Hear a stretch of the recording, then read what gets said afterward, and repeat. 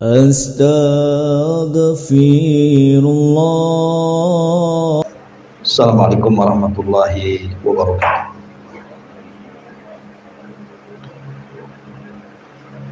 Alhamdulillah, wassalatu wassalamu ala rasulillah wa ala alihi wa sahbihi wa mawalah, wa la hawla wa la quwata illa billahi wa ba'd.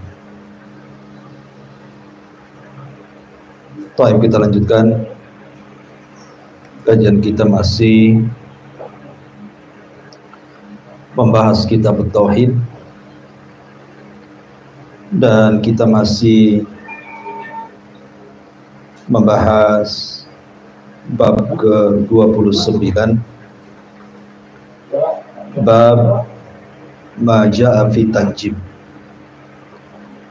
bab apa-apa yang datang dari keterangan ilmu perbintangan atau disebut dengan ilmu nujum.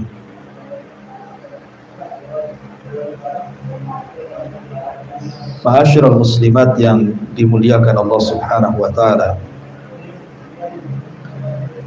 Di sini muallif rahimahullah taala memasukkan ilmu nujum atau ilmu perbintangan, bagian daripada ilmu sihir atau ilmu yang digunakan oleh para dukun, paranormal dan yang semacamnya.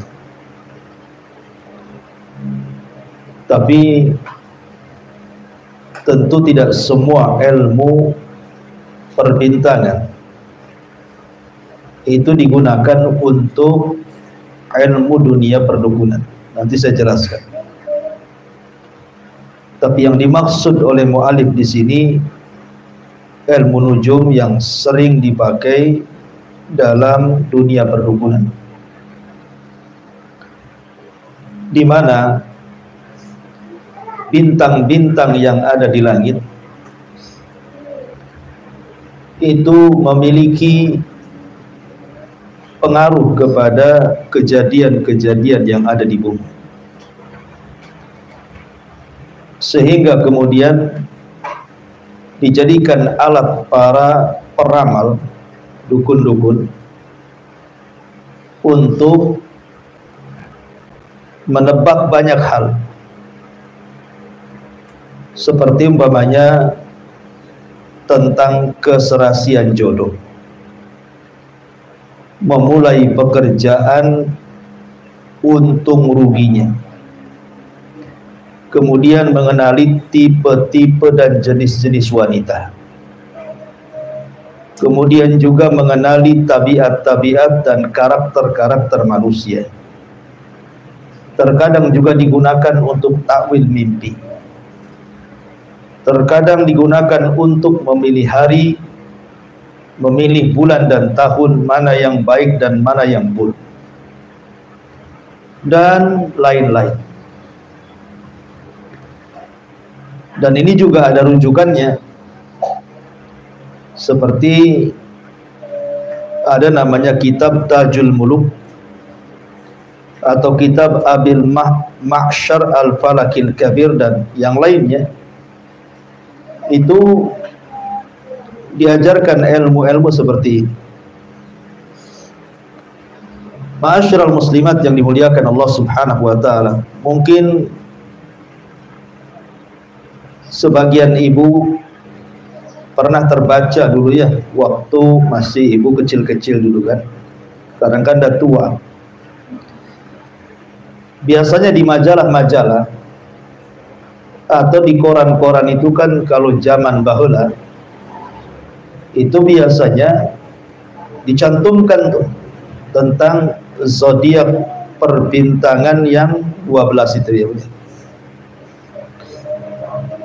Umpamanya contoh saja, kalau ibu lahir di tanggal 20 Juli sampai 22 Agustus, berarti bintang ibu itu Leo biasanya. Iya, itu dari 23 Juli sampai 22 Agustus tuh bintangnya Leo. Pengen tahu Leo seperti apa, Bu? Nah, Leo ini lambangnya singa. Dikenal suka menjadi pusat perhatian. Ibu pengen dia perhatikan. Penuh gairah, selalu semangat dalam mengerjakan apapun. Rajin masak, gitu ya, rajin ngepel. Itu si Leo tuh biasanya. Ya. Kalau ibu lahirnya 23 Agustus sampai 22 September, itu biasanya bintangnya Virgo. Ibu ya, itu biasanya karakternya nih, ya, dikenal suka tenang, sopan orangnya ya, gitu. Jadi yang satunya pusat perhatian, yang satunya sopan, suka nolong biasanya, suka bersih-bersih. Tapi kalau lahirnya 23 September sampai 23 Oktober itu Libra katanya. Itu suka tergesa-gesa tuh, kalau minta duit harus sekarang. Gitu ya. Kemudian juga cepat mengambil keputusan, tidak suka melihat orang yang susah langsung nolong katanya. Atau kalau 23 Oktober sampai 21 November, itu Scorpio tuh. Itu biasanya yang kalah jengking itu. Biasanya orang ini harmonis katanya, seimbang hidupnya, dan begitu seterusnya, ya kan, macam-macam kan. Itu dilihat tanggal lahirnya dari 21 Maret sampai 19 April Aries katanya ya. Kemudian Taurus, Gemini, macam-macam lah. Orang dulu kan gitu.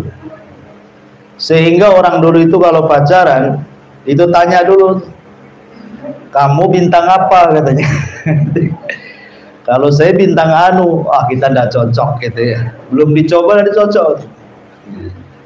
Jadi orang dulu itu memang begitu. Jadi bintang-bintang ini kemudian dijadikan penentu nasib. Penentu nasib.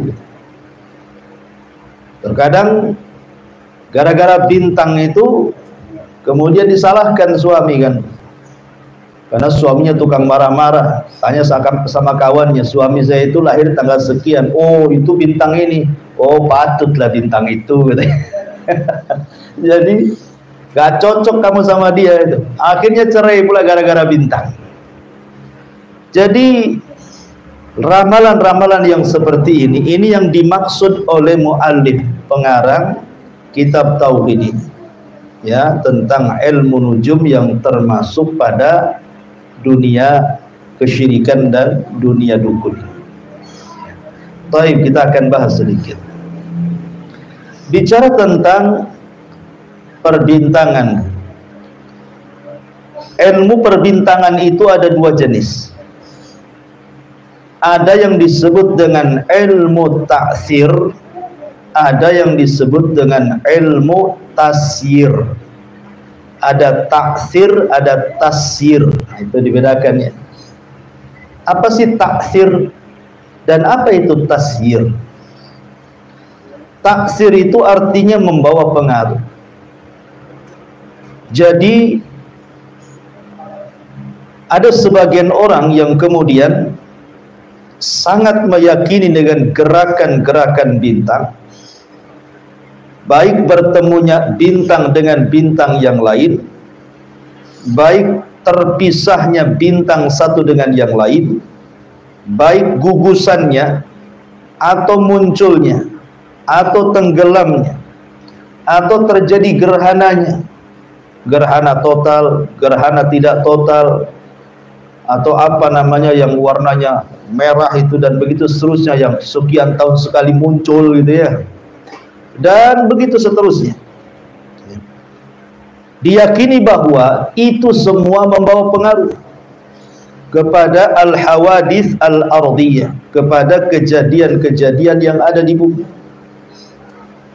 Atau dengan kata lain, gerakan-gerakan di langit itu punya pengaruh terhadap kejadian yang ada di bumi. Jadi apapun yang terjadi di bumi, baik secara umum seperti akan terjadinya gempa, seperti akan terjadinya tsunami, seperti akan terjadinya musibah, atau akan terjadi wabah dan begitu seterusnya, atau secara khusus kepada manusia seperti jodoh, kemudian pekerjaan, karakter wanita, untung rugi dalam pekerjaan, tabiat-tabiat karakter manusia, takwil mimpi, memilih ini hari baik, ini hari bagus, hari jahat, hari jelek dan begitu seterusnya. Itu diyakini bahwa kejadian-kejadian alam itu ditentukan dengan kejadian langit. Kalau ini yang diyakini, maka inilah yang termasuk dalam dunia perdukunan. Ya, ini yang dimaksud pengarang ini. Jadi kejadian-kejadian yang ada di bumi itu ditentukan dengan peristiwa langit, dari bintang-bintang yang kita lihat di atas itu, dari gerakan-gerakannya, muncul tenggelamnya, gugusannya, meteornya, gerhananya, dan begitu seterusnya.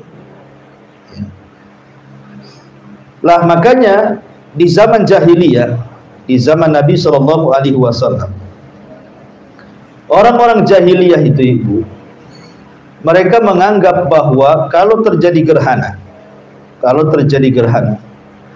itu keyakinan mereka akan lahir orang besar dan akan wafat orang besar. Bisa orang wafat dan orang yang wafat ini dianggap besar, mungkin seorang pemimpin, pejabat, orang kaya dan begitu seterusnya.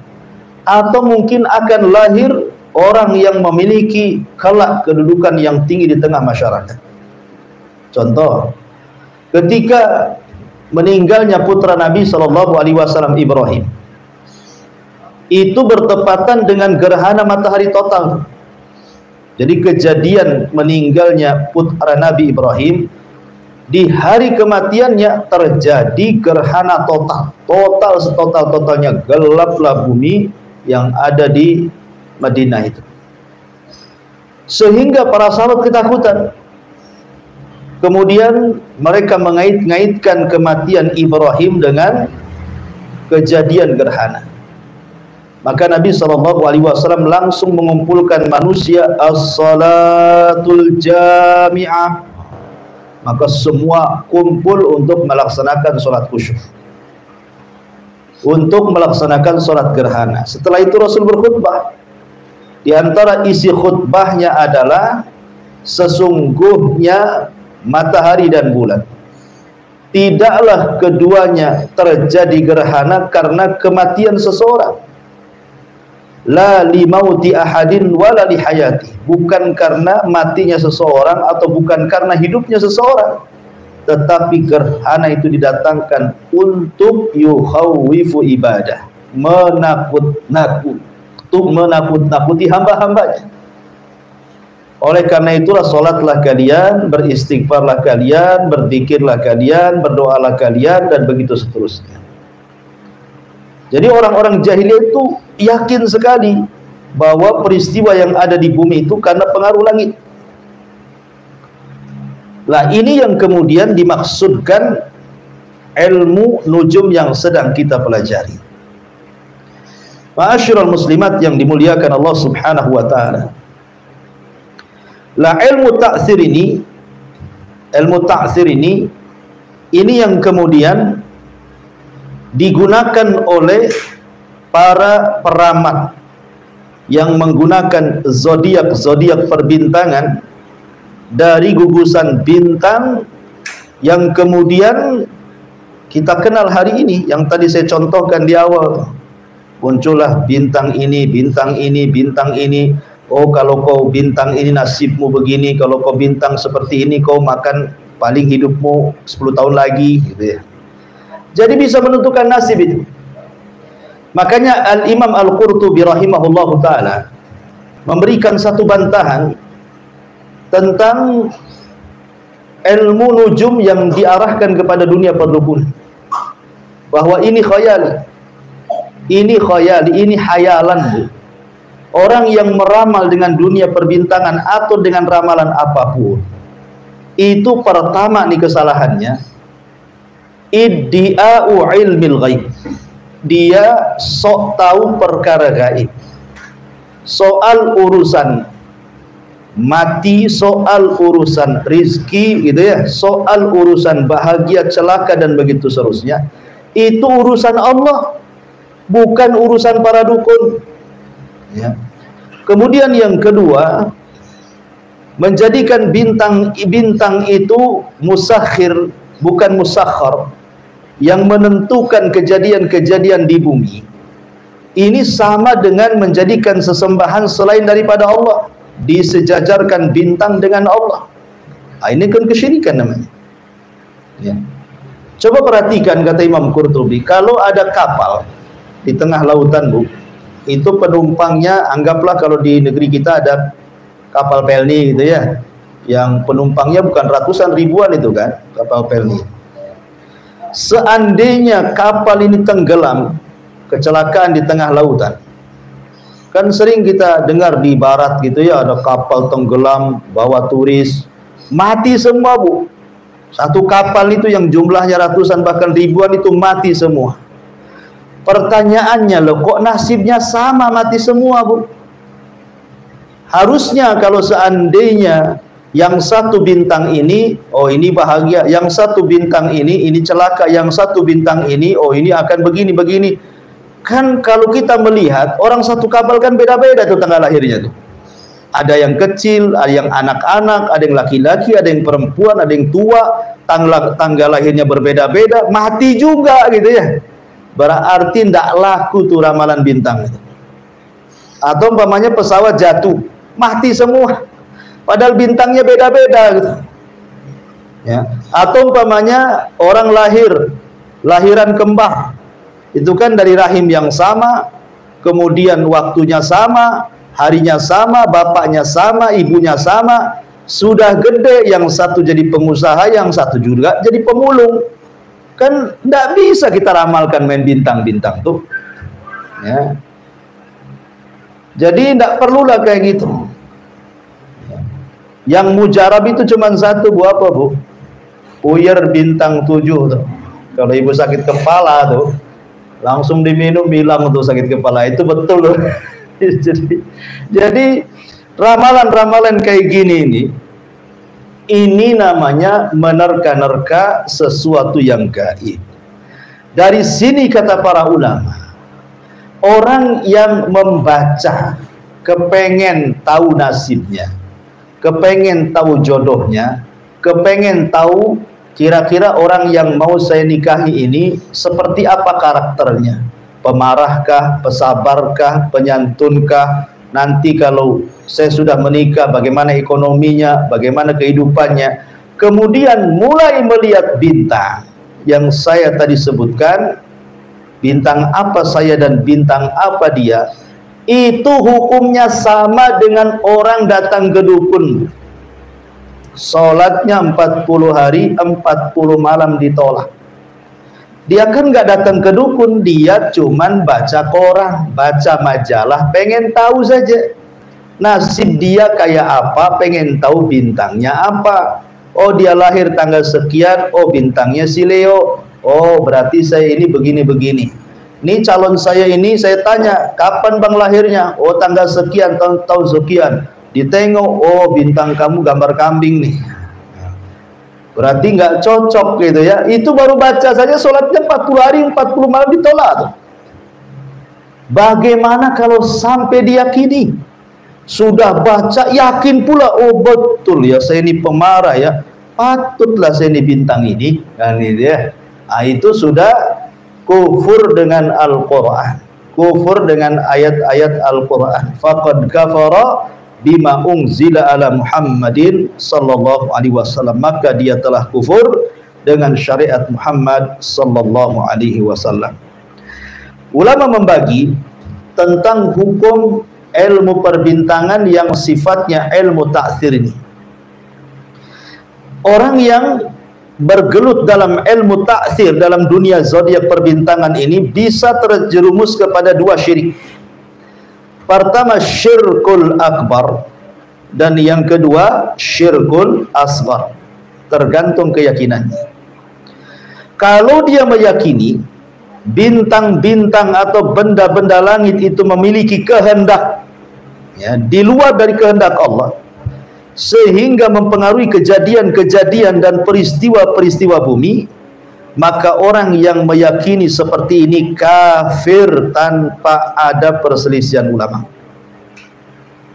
Ya, kalau sampai meyakini bahwa bintang itu punya kehendak, terjadinya alam itu karena kehendak bintang, terjadinya peristiwa alam karena kehendak bintang, gitu. Saya sial buka toko ini karena setelah saya cek-cek lahir saya itu bintang ini, harusnya saya jangan tanggal ini buka toko, pantaslah nggak laku-laku, umpamanya kan. Contoh seperti itu. Ya. Atau kenapa saya kok menjomblo saja, bujang lapu nggak laku-laku, ditengok bintang, ya oh patutlah gitu. Ini karena bintang ini. Jadi kalau dia meyakini bahwa kehendak bintang terjadi seperti itu, kafir, nggak ada cerita lagi. Tapi kalau seandainya dia masih yakin Allah yang mengatur alam semesta ini, cuman menjadikan sebab bintang itu terjadinya ini, terjadinya itu di alam semesta, di bumi, maka ini syirik kecil. Sebagaimana hadis Nabi SAW, barang siapa yang mengatakan mutirna binaui kada wa kada, kami dihujani dengan bintang ini dan itu, nah gitu ya, maka ini tidak sampai kepada syirik besar, tapi syirik kecil karena menjadikan sebab yang bukan sebab. Ini secara garis besar bab yang kita akan pelajari. Kemudian yang kedua, ada namanya ilmu at-tasyir. Satu taksir, satu tasyir. Apa tasyir itu?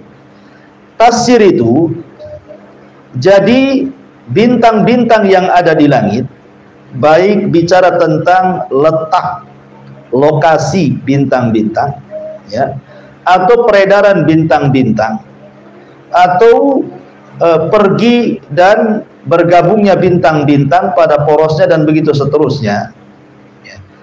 Itu membantu kita yang ada di bumi untuk kemaslahatan dunia ataupun agama. Seperti umpamanya dunia, dengan bintang itu kita bisa mengetahui arah, ya kan. Kalau zaman dulu belum ada kompas, apalagi Google Map di zaman dulu, ya, handphone pun tak punya.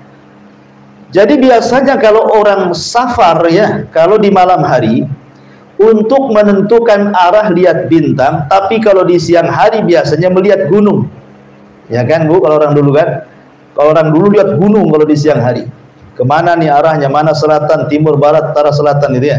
Tapi kalau malam hari melihat bintang, dan itu saya pernah alami, saya pernah diajak mancing dulu gitu ya, pernah diajak mancing, nggak bawa apa-apa, kalau nggak salah berlima waktu itu ya, sampai di subhanallah ya, kita pun karena ombak yang gede, gelombang-gelombang itu udah mati saja perasaan anak dulu itu.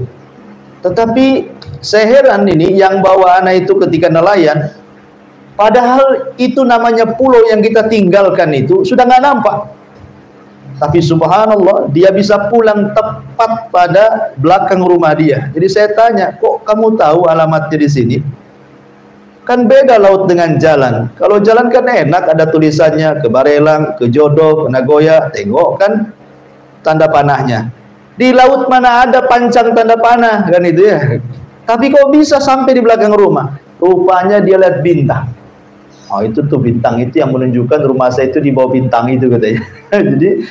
jadi kalau untuk arah nggak apa-apa, karena memang di dalam Al-Quran sendiri dibolehkan. Allah mengatakan wa alamati wa bin najmihum yahtadun, dan dia menciptakan tanda-tanda petunjuk jalan, dengan bintang-bintang mereka dapat mencari petunjuk jalan. Jadi Quran sendiri di dalam surah An-Nahl ayat 16 membolehkan menggunakan bintang itu untuk mengarahkan jalan, atau umpamanya untuk mengetahui perakiraan cuaca yang biasa dilakukan di BMKG gitu kan, pasang surut air laut, ombak gelombang gitu ya. Gak apa-apa ini terjadi tsunami atau tidak. Nah, untuk perakiraan cuaca tidak masalah ya. Atau untuk urusan agama dengan umpamanya bulan dari mulai mengecil kemudian menjadi besar dan bulat sempurna di tanggal 15, kemudian mengecil menyabit lagi sampai di akhir, itu kan bisa digunakan untuk penanggalan. Contohnya kapan Ayyamul Bid kita puasa gitu ya. Kemudian kapan bulan Dzulhijjah kita puasa, kapan bulan Muharram kita puasa, kapan Ramadan kita puasa, atau arah kiblat kemana, nggak ada masalah. Justru itu adalah yang dihajatkan. Kalau itu yang dimaksud ilmu perbintangan tidak ada masalah. Yang menjadi masalah itu yang pertama. Itu secara kesimpulan ilmu perbintangan ada ta'thir, ada tasyir. Baik, kita baca di bukunya. Imam Bukhari meriwayatkan dalam kitab sahihnya bahwa Qatadah berkata, khalaqallahu hadhihi an-nujuma li thalathin zinatan lis-sama'i wa rujuman lisyayatini wa alamatin yuhtada biha faman ta'awwala fiha ghaira dhalika akhta'a wa adha'a nasibahu wa takallafa ma la ilma lahu bi. Kata Imam Bukhari meriwayatkan dalam sahihnya perkataan Qatadah, Allah menciptakan bintang-bintang di langit itu untuk 3 hal. Nah, ingat, fungsi bintang itu hanya 3 hal saja, kata Imam Qatadah yang nukilkan Imam Bukhari. 1, sebagai perhiasan di langit. Langit tanpa bintang nggak indah. Tetapi kalau langit bertabur bintang, nggak bosan kita melihatnya. Makanya terkadang Buya, ada orang kepengen rumahnya di dak tingkat 2 gitu kan. Padahal kalau secara view semua di depannya rumah, belakang rumah, samping kiri rumah, apa view-nya? Atap semuanya kan itu ya. Rupanya bukan itu, karena dia ingin melihat bintang yang bertaburan, berhamburan di langit nun jauh di sana. Nah, jadi dia pengen tahu indahnya bintang seperti apa. Makanya dulu ada kisah kan, orang datang ke padang pasir, suami istri baru menikah.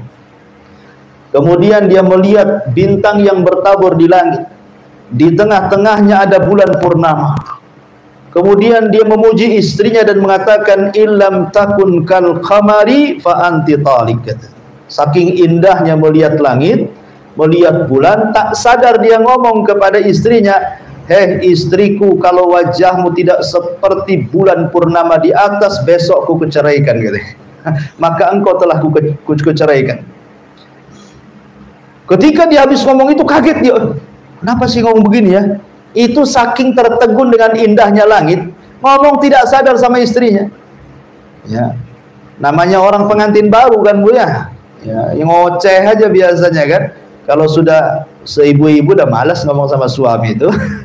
Kalau yang ngoceh itu yang baru-baru kawin biasanya.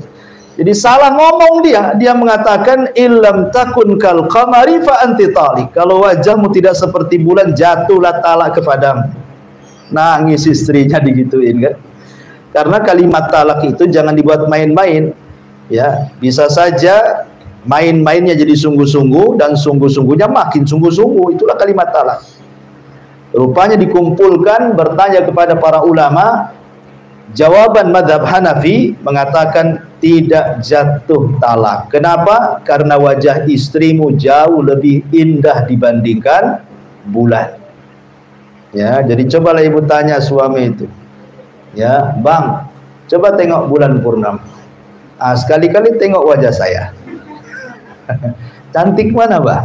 Gitu ya. Kalau lagi sewot ya cantik bulan lah kan. Kalau lagi sayang, oh cantik ade lah kan gitu.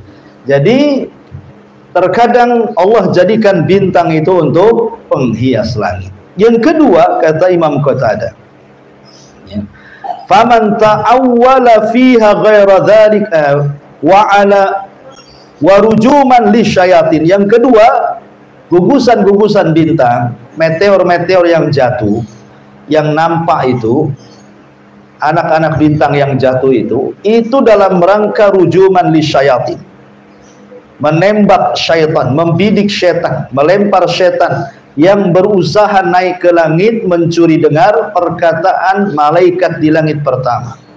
Jadi perbincangan para malaikat di langit pertama ketika mendapatkan tugas dari Allah, kira-kira apa yang akan dilakukan di bumi, peristiwa apa yang berlaku sesuai dengan perintah Allah.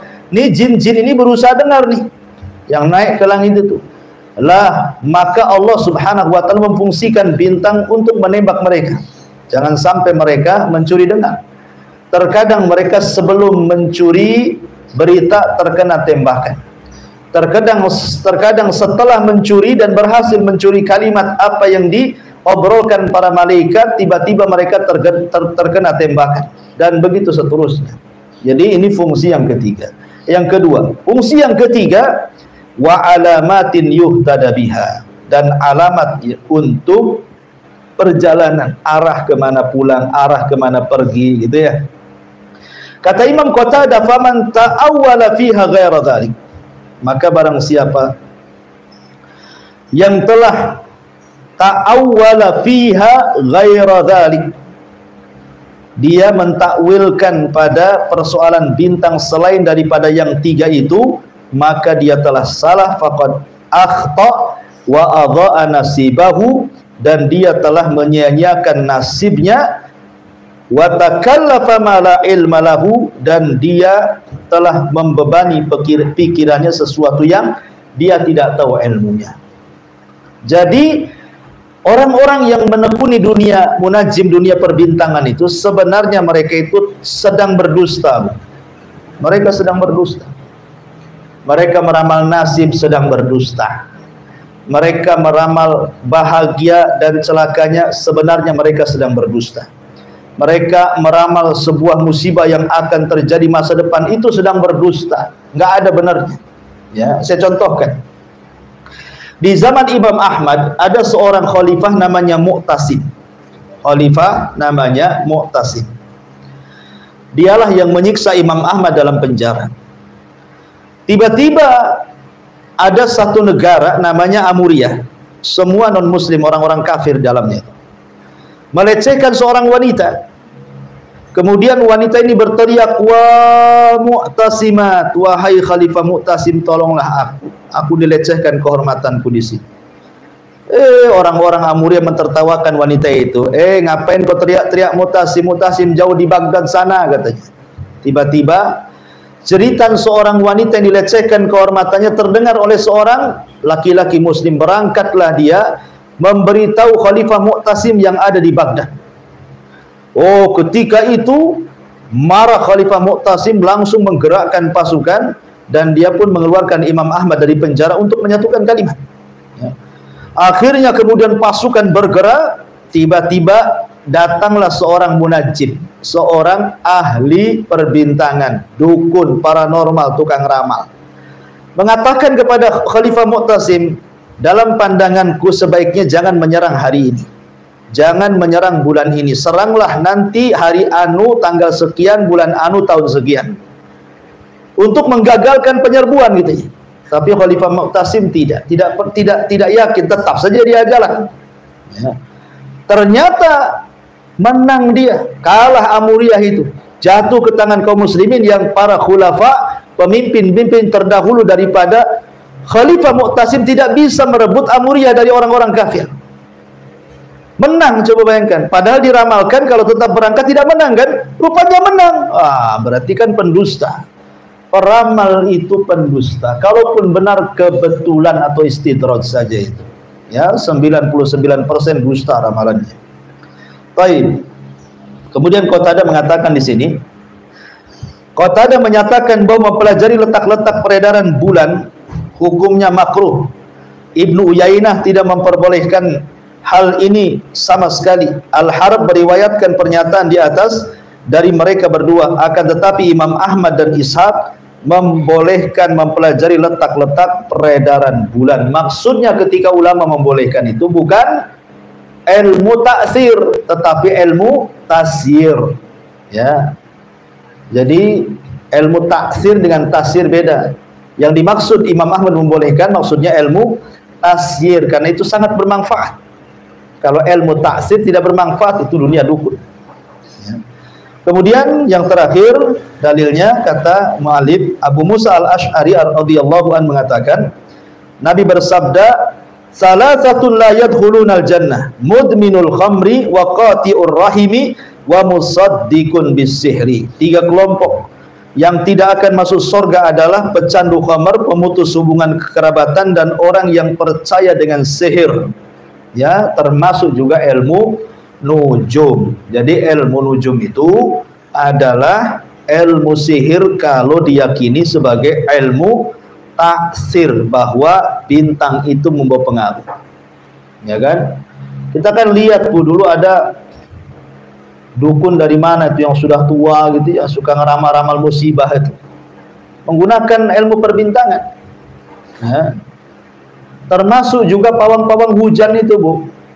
Pawang-pawang hujan maksudnya bukan yang settingan ya, ada juga pawang hujan settingan cari duit saja dia dipora.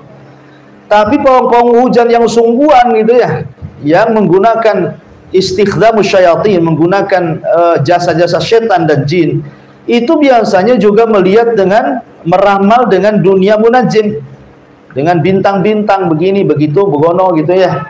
Nah, kemudian oh tidak hujan, saya tangkal hujan itu. Kalau dia mengatakan kita tidak dihujani atau kita dihujani karena bintang, bisa terjerumus kepada syirik besar kalau diyakini bintang itu yang berkehendak seperti itu. Tapi kalau dijadikan sebab saja tidak sampai syirik besar, tapi syirik kecil. Wallahu alam. Ini diantara bab tentang ilmu nujum.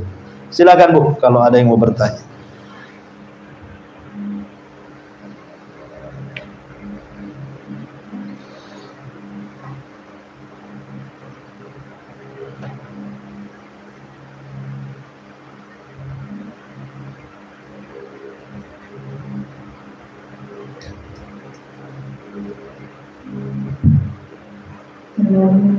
Assalamualaikum warahmatullahi wabarakatuh. Mungkin tidak Ustaz mungkin tidak pernah tentang Jepang, tapi pernah bilang gitu kan, ada sahabat gitu kan, setiap apa namanya kehamilan gitu, pasti dia itu kalau belum pernah mandi di bawah tangga sambil apa ikut belum pernah itu ya, ya seperti itu gitu. Kalau bulan gerhana bulan maksudnya, kalau gerhana bulan maka dia bersiap-siap waktu hamil gitu kan, maka bersiap-siap mandi di bawah tangga. Katanya punya keyakinan kalau tidak dilakukan seperti itu maka anaknya menjadi OP atau apa gitu wajahnya. Itu sudah termasuk syirik atau asghar atau apa ya? Itu tatoyur Bu, kemarin sudah dijelaskan babnya itu. Itu tatoyur. Tatoyur itu menganggap untung buntung karena sebuah benda, sebuah peristiwa, kejadian, apa yang dilihat, apa yang didengar, apa yang dimimpikan, dan begitu seterusnya. Jadi keyakinan kalau ada anak lahir, kemudian lahirnya di saat bulan purnama, harus mandi di bawah tangga biar matanya nggak juling atau pipinya nggak menyon gitu ya. Ini tatoyur Bu ya. Jadi kalau yang seperti ini, lihat, kalau betul-betul diyakini bulan itu membawa pengaruh kehendak menjadikan anak yang lahir di bulan purnama itu kemudian akan terjadi seperti itu karena pengaruh bulan, ini syirik besar. Syirik besar Bu ya. Tetapi kalau dia yakin ini semua takdir Allah lah, cuman kalau memang lahir di bulan purnama sih memang katanya seperti itu, udahlah mandiin aja lah, nah, gitu ya. Bawah tangga sempit pula tangganya itu, gimana mandiinnya? Akhirnya bawalah tangga aluminium tuh, yang penting tangga di bawah tangga gitu. Akhirnya anaknya masuk angin lah. Jadi ini tatoyur, tidak perlu diyakini. Mandi itu di kamar mandi, ngapain di bawah tangga, kecuali kamar mandi jadi bawah tangga kan itu ya. Itu lain ceritanya. Ini tatoyur Ya, bisa juga ketika dia menisbatkan sial dan tidaknya ke bulan, nah itu masuk ke nujum, ya, masuk ke munajim, bahwa bulan itu memberikan pengaruh, dan tadi sudah saya jelaskan hukum-hukum. Wallahu a'lam.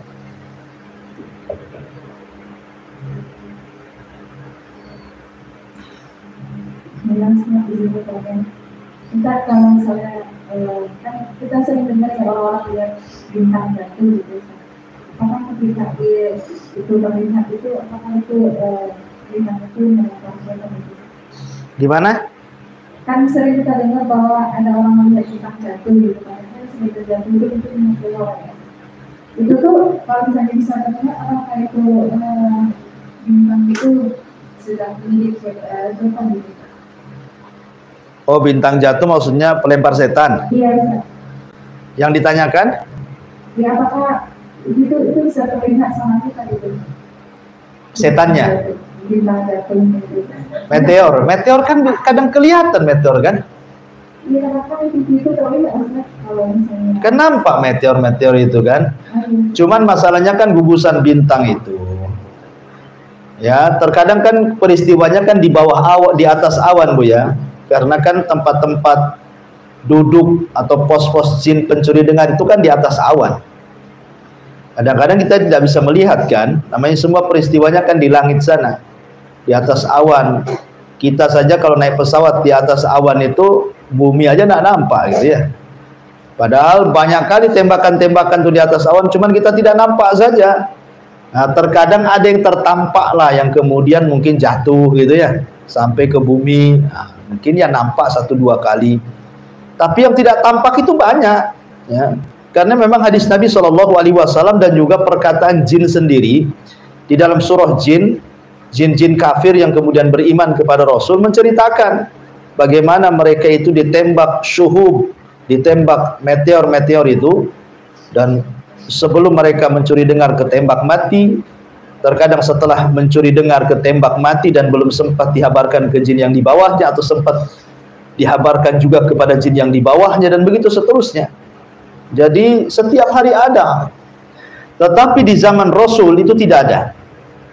Di zaman Nabi SAW itu tidak ada meteor yang melempar-lempar setan itu. Kenapa? Karena tidak ada satupun jin yang jahat naik ke langit. Karena langit dijaga. Mereka benar-benar takut, ya, untuk supaya membedakan mana wahyu, mana perkataan syaitan yang diwahyukan kepada para dukun. Jadi betul-betul di langit dijaga. Jadi nggak ada yang berani setan naik. Tapi setelah wafatnya Rasul, mulai lagi mereka berani, sebagaimana kepada kejadian sebelum diutusnya Rasul, mereka biasa naik ke langit. Ya, wallahu a'lam.